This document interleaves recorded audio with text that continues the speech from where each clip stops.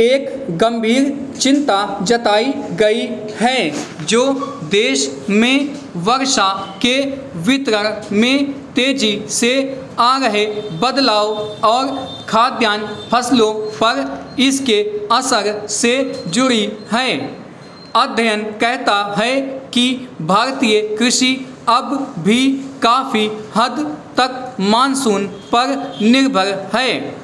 आधुनिक सिंचाई सुविधाओं के विस्तार और जलवायु परिवर्तन से बेअसर रहने वाले नई किस्मों के बीज तैयार होने से राहत तो मिली है, मगर मानसूनी बारिश अब भी निर्णायक होती है।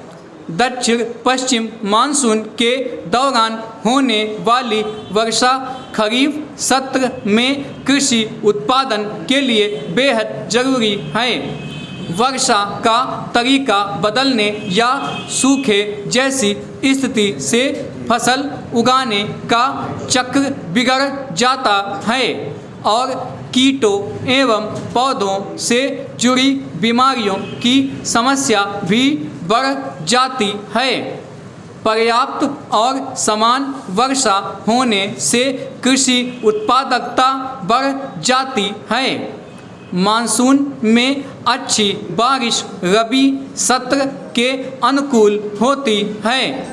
मिट्टी में पर्याप्त नमी रहने और जलाशयों में पानी का स्तर अधिक रहने से गेहूं, सरसों और दलहन जैसी फसलों की बोआई के लिए आदर्श स्थिति तैयार होती है। खरीफ सत्र में मोटे अनाज, तिलहन, दलहन और चावल की उपज में सालाना वृद्धि के आंकड़े देखें तो जिस साल दक्षिण पश्चिम मानसून सभी फसलों के लिए बेहतर रहा, उस साल उत्पादन भी ज़्यादा रहा।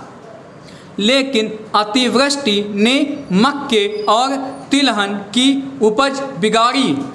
अध्ययन में कहा गया है कि उत्पादन इस बात पर भी निर्भर करता है कि मानसूनी बारिश कब आती है।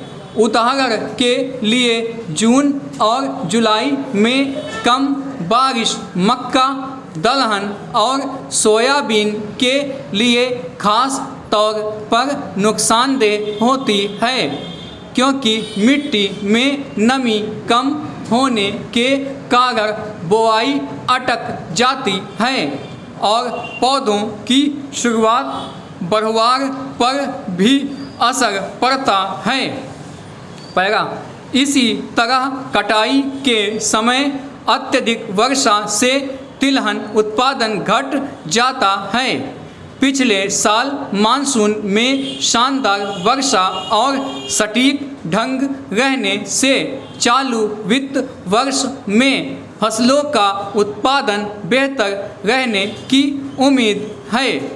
अनुमान है कि पिछले साल के मुकाबले खरीफ का उत्पादन 7.9% और रबी का 6% बढ़ सकता है।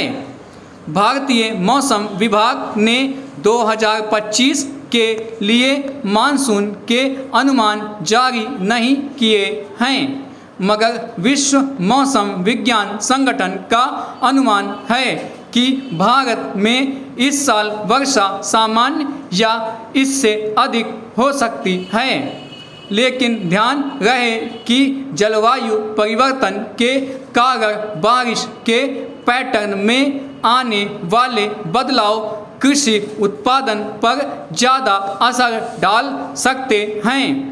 मौसम की अतिरंजना अब अनोखी बात नहीं रह गई है। भारत में पिछले साल 365 में से 322 दिन मौसम की अति दिखी थी। इससे देश में 4.07 लाख हेक्टेयर क्षेत्र में लगी फसलें प्रभावित हुईं। 2023 में 318 दिन मौसम ऐसा रहा था जब तक इन प्रतिकूल परिस्थितियों से निपटने के लिए बहुआयामी नीति नहीं अपनाई जाती है, तब तक ऐसी घटनाएं बढ़ती ही रहेंगी। पिछले साल कम और असमान वर्षा के कारण गर्म हवा और बाढ़ की 250 घटनाएं सामने आईं।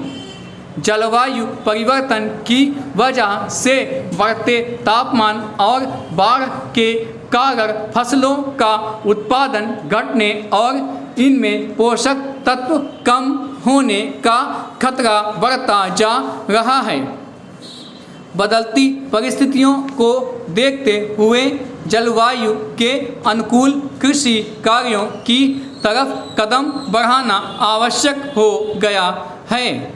कृषि में जलवायु परिवर्तन सहने की क्षमता रखने तौर तरीके, नालियों की प्रणाली में सुधार, बाढ़ एवं सूखा प्रबंधन और तकनीक अपनाकर कृषि क्षेत्र में क्षमता एवं टिकाऊपन बढ़ाया जा सकता है।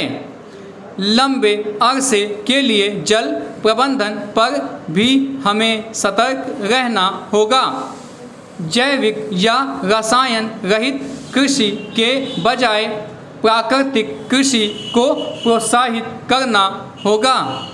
इससे अलग अलग मियाद वाली विविध फसलों से किसानों की आय ही नहीं बढ़ती, बल्कि मिट्टी की गुणवत्ता भी बढ़ती है। कुल मिलाकर भारत को जलवायु परिवर्तन का प्रभाव कम करने और अनुकूल रणनीति अपनाने के लिए काम करना होगा।